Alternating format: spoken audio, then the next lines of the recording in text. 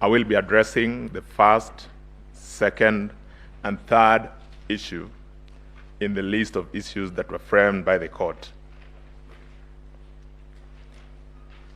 My ladies and my lords, I will, in addressing you on those issues, rely on the affidavits of Michael Ouma, dated the 26th of August 2022, and rely on the affidavit of one Martin Wachira Nyaga, dated the 27th of August 2022, and the affidavit of Hilda Kavonga, sworn on the 27th of July 2022. So coming to the first issue, which is whether the technology deployed by the IEBC for the conduct of the 2022 general elections met the standards of integrity, verifiability, security, and transparency to guarantee accurate and verifiable results, I will take a few moments to demonstrate how the technology that was deployed in the just concluded elections then met those constitutional imperatives. As a starting point, my ladies and my lords, we may want to ask ourselves, what exactly is this technology that we are talking about? And in answering that question, perhaps a bit of context would be of help. In the period just before the 2007 elections, when we still were dealing with the defunct Electoral Commission of Kenya, the legislative provision then, the equivalent to our Section 44, was worded in very loose, perhaps permissive terms. It was that to the effect that the Electoral Commission shall use technology where applicable or as may be appropriate. After the 2007 elections, we had the Kriegler recommendations, which then, one of which was that we must employ, or we should employ, the use of technology in our elections. When we got to the 2013 general elections, there was a good attempt at using technology, but the various forms of technology that were used were not were in different platforms, so that there was a different platform for purposes of registration, a different platform for purposes of identification, and a different platform for purposes of transmission. That did not work very well, perhaps because of the inefficiency attendant to the system then. Came the amendments in 2011 to Section 44, which required then that the technology to be employed was one to be integrated, meaning that in that one solution, we had the option for voter registration, which is biometrics. The second was electronic identification of voters and electronic transmission of results. Now, the question that we have before you today is whether, as conceptualized, that solution then meets the constitutional imperatives under Article 86 of integrity, verifiability, security, transparency, and accuracy. I will take a moment to just demonstrate how each of these would have been achieved. But when you retire, though, to consider the decision, I would invite your attention to specifically the affidavit of Michael Ouma, who sets out in a very granular sense how these imperatives were met. I then would want to talk, that is specifically paragraph 39 to 49 of the affidavit of Michael Ouma. I then would want to talk a bit to the process entailed in those three items. And I'm sure we are most of us are familiar, those of us who have participated in elections are familiar with that process. That once the voting has been done and the polling station has been converted for to the evening now for purposes of tallying and counting of results, we start by the counting in a very transparent manner, the presiding officers count each and every ballot, and I'm sure we've witnessed this, showing a vote for Gumbo, a vote for so-and-so, and a vote for so-and-so. Now, at the end of that process, they are then tabulated to give us Form 34A. How then is technology infused in Form 34A? Form 34A has internally identified security features. There are 8 in number. We have watermarks, we have UV potentials, we have microtext, amongst other security features. What is the significance of this? It is so that when somebody looks at the Form 34A, the original, it cannot then be confused for any other form, and that whatever it is that happened at the polling station remains an authentic representation of the will of the people. What then happens is that after that form has been tabulated, it is captured with a KIMS device. One copy is sent to the National Tallying Center. Another of that image is sent to the Constituency Tallying Center. And the presiding officer then collects all the, takes the Form 34A for purposes of the collation to the Constituency Tallying Center. That, again, is to achieve the constitutional imperative of verification. When we get to the Constituency Tallying Center, the returning officer has a back-end access to be able to load their Form 34B and transmit it to the National Tallying Center. Once that is done, they will then go with their Form 34A, together with their Bs, to the National Tallying Center for purposes of the verification and tallying at the National Tallying Center. Again, it is important to note that by the time the returning officer gets to the National Tallying Center, we have the image that is already in the portal. When they get there with their original form, an opportunity is then presented again for verification, for confirmation of accuracy, and more importantly, that in this election, because of the decision that was rendered by this court in the Raila Odinga decision in 2017, the commission, in reconceptualizing or reconfiguring its electoral architecture, gave a public portal for people to be able to also follow, thereby meeting the constitutional imperative of transparency. It then meant that if I'd gotten my results from my village, my primary school in Member, where I vote, I would be able to follow those results all the way to Nairobi and take account and follow if at all there is anything that would have happened or changed. Then I must be the first person to be able to raise that concern. It should also not be lost that in that polling station, we have our agents, we have our observers. Again, to add to the fact of verifiability.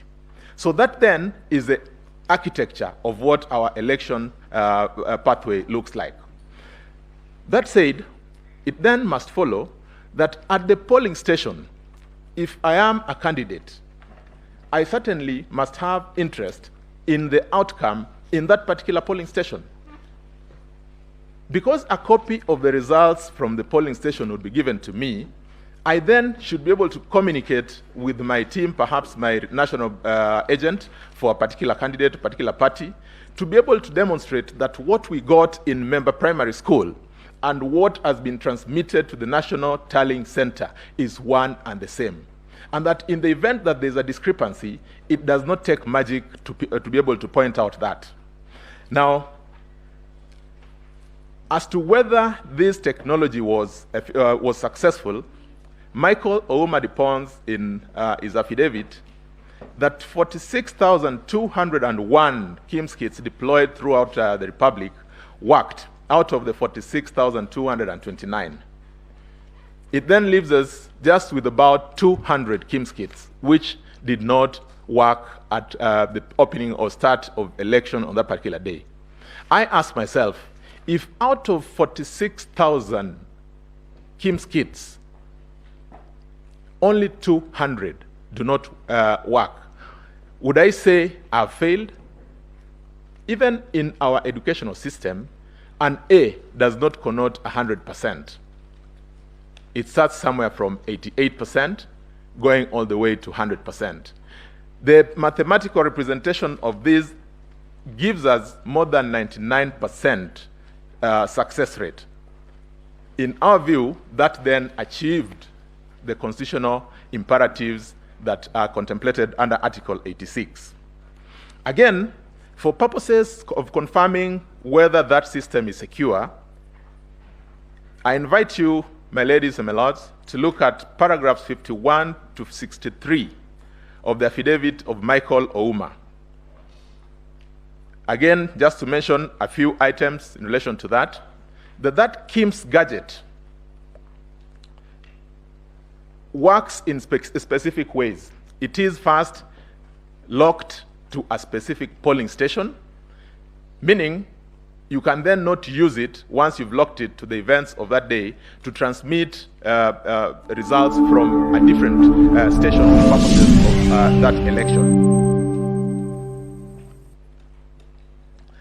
That the entire network through which the results are transmitted are secured or double layered with firewalls, meaning there's the first firewall and the second firewall for purposes of securing that transmission. Very significant again to mention that at the point at which that image is to be transferred, it is encrypted. So as it is transmitted, it is not in the form of what we would imagine the image of Form 34A. If I was to use an example, if it was to be a water pipe and it is to be encrypted, it means if you broke into that water pipe, because we all know that the chemical formula of water is H2O, you'll get your hydrogen on one side, you'll get your oxygen on one side. It then means you'd not be able to make sense of that water that you're looking for. Again, we must be able to relate this with other factors. In the KIMS kit, we have certain information that is resident, close of business in any polling day. One of them is the question as to the voter turnout of a day.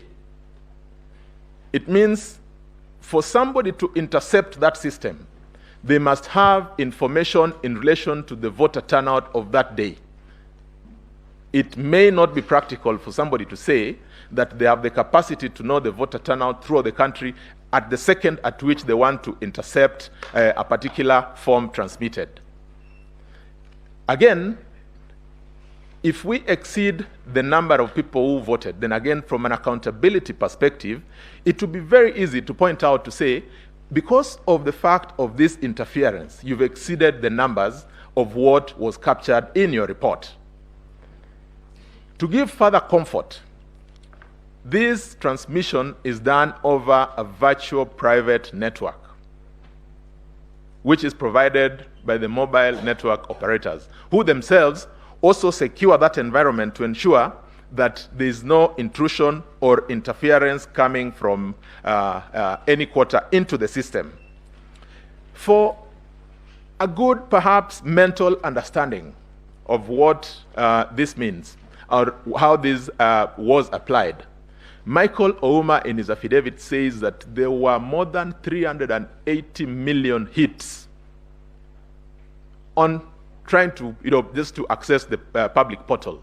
And that according to him, none of the systems even blinked.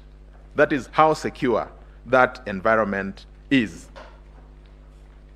Now, the other question that somebody would want to look at in relation to Article 86 is the compliance with the provisions, statutory provisions in relation to procurement and all those.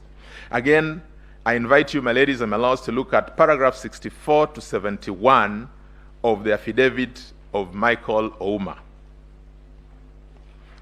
He then ends at saying that close of business, more than 14,239,000 people were successfully identified through that system.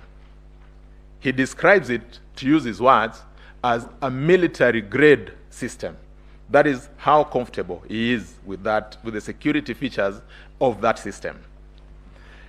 I come to the second question, which is whether there was interference with uploading and transmission of Forms 34A from the polling stations to the IEBC public portal. The emphatic answer is no. I have given a general description of the infrastructure that was laid out. I will take a few moments to demonstrate that it wasn't possible to get into that system, and that even if somebody attempted to get into the system, then it would have been noticeable, to again speak to the fact of verifiability, and that one would be able to pick that with pinpoint precision because of the manner in which the system works. For purposes of a clear understanding, it is purely because of that verifiability that we are able to hear our colleagues appearing on this other side for the petitioners saying that they saw a gentleman called so-and-so who accessed the system. So-and-so accessed the system because of verifiability. It means that those who were able to access the system must have been people who were then authenticated to access the system, because certainly you must get some human intervention if the system is to work. To this extent, we'll then invite you to look at the affidavit of Hilda Kavonga. Hilda Kavonga is the manager security and business continuity. Again, Hilda confirms emphatically that the system was not breached. She speaks at paragraph 7 in good detail about how robust that system was. I invite you, my ladies and my lords, to look at the structure of that infrastructure and just appreciate for yourselves how then it was secure for purposes of protecting the will of Kenyans. At paragraph 12, she even goes on to give security assurance through certification from the National Institute of Standards and Technology. Now, we look at this in relation to the allegations that have been made. There is an allegation about staging. Learned counsel, senior counsel, Philip Murgor, spoke about the man in the middle. The indication or the allegation appears to be that somebody intercepted the system or broke into this system, downloaded this form, altered this form, uploaded it again, and sent it or transmitted it to the National Tallying Center. Like I said, when eventually we have an opportunity to look at the details that we have submitted, including the KIMS returns, it will be apparent that there was no such intrusion. But assuming for one moment that we want to interrogate this fact of staging, we then would want to ask ourselves, at what point in time did this happen? Because according to the infrastructure that is laid out by the IEBC, once a form is transmitted from the polling station and it gets to the public portal, it also has certain inbuilt security components. It has a digital signature. That digital signature marks an indication as to the exact time when that form was transmitted. If there's intervention, then certainly there must be a lag between the time when that form was transmitted and the time the form got to the National Tallying Center. It is our submission that nothing has been presented before this court to even come close to making that suggestion. Again, as part of the security that is in the portal, each of the forms that get there are serialized, and the serialization is tied to the polling station It is tied to the date, to the time, up to the second when that form was received. It then, as an additional property, gives you a tab to be able to confirm or verify whether there's been any alteration on the form from the time it was transmitted. One would then very easily pick up that as a concern to say, we refer you to, again using my primary school in Member Primary School, that the form 34A that was sent from Member Primary School was intercepted, manipulated at this point in time. That is a report that the portal would be able to generate. Again, not a single piece of evidence has been given to come close to suggesting this. I've pondered since the submissions and presentations yesterday from our learned friends appearing for the petitioners as to what really this evidence is. I have, in the course of struggling to look for this evidence, come across three possible areas they'll be talking about. In the affidavit of one John Mark Githongo, they make reference to a form 34A from Baringo County, Tiaty constituency. They then say that that is an example of a form that was intercepted. Michael Ouma, in his affidavit, confirms that in fact the form that was uploaded or that was attached in the affidavit of John Mark Githongo is not a form that arose from the process that, that they allude or allege it arose from. That according to him, this form was downloaded. Somebody tried to interfere with the details on it and attached it to an affidavit. Now that, if you asked me, is perhaps the silliest way of doing any of these things, because if somebody asked you whether that form was authentic, you only need to look at the public portal. You then need to verify it with the form 34A that was presented. My ladies and my lords, as a statutory requirement, we delivered all the form 34As to this court. We have a copy. The entire public has copies of each and every of those documents. Our team went through those documents, and in relation to that specific form 34A, to say the least, it's a forgery. The second attempt, again by John Githongo, in his affidavit, to try and present some form of evidence, is in the form of logs, which were alleged to have been gotten somewhere. It says Karen, with these 56 mysterious people, and this, I think, is what senior counsel Professor Githu Muigai was talking about. Hearsay on the back of hearsay. I was told that I had. Really, is that the sort of evidence that we want to present before this court? We took time, that is, the ICT team took time to study the logs that were presented. My ladies and my lords, I'm sure you have appropriate infrastructure to be able to make a determination on your own as to what these logs entail. From the analysis that were conducted, and this is again contained in the affidavit of Martin Nyaga,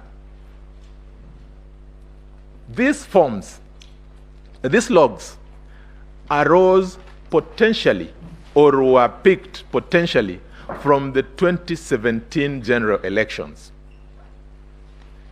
Martin Nyaga, in his affidavit, identifies 9 obvious inconsistencies.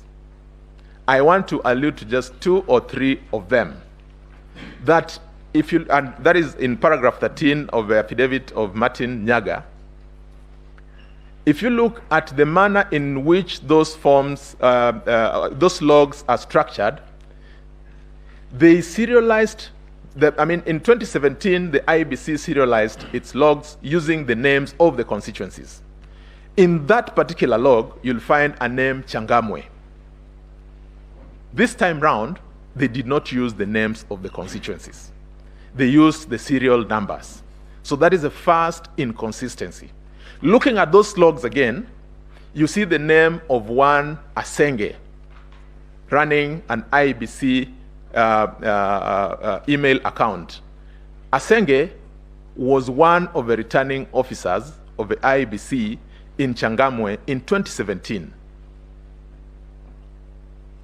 One is then left to wonder, at what point do we get to even forging documents, forging logs, to be able to demonstrate our case? Perhaps I will get to that a little later.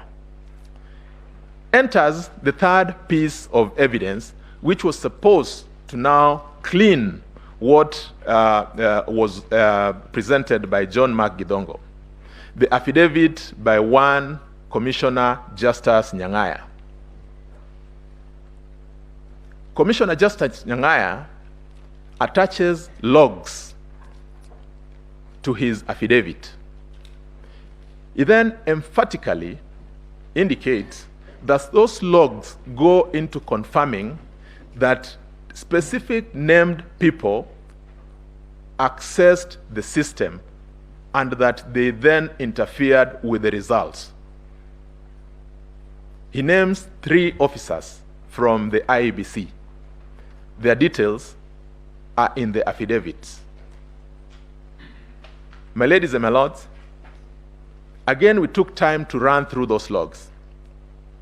The logs that were presented in the affidavit of Justice Nyang'aya, according to the information from the ICT team, and this is to be found in the affidavit of Hilda Kevongo, one, do not speak anything towards identifying any of those names that are contained in the affidavit of Commissioner Justice Nyang'aya.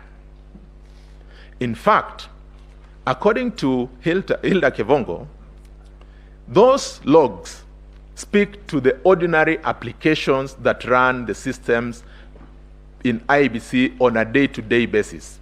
If you read through them, because they're written in English, you'll find indications like daily update completed, news downloads for the day completed. At no point throughout the 7 or 8 pages, which is supposed to be a representation of the logs, does any of the names of these individuals feature. One then is left to wonder why such an inconsistency had to come in the manner in which it came. We have had allegations about certain named individuals. There's been an allegation about one Abdidahir Malim. My ladies, my lord, Abdidahir Malim was one of the returning officers, duly gazetted for purposes of this election. Like I earlier said, he then had access limited to the singular purpose of transmitting the Form 34B in relation to the area he was presiding over. That, therefore, is an authorized person.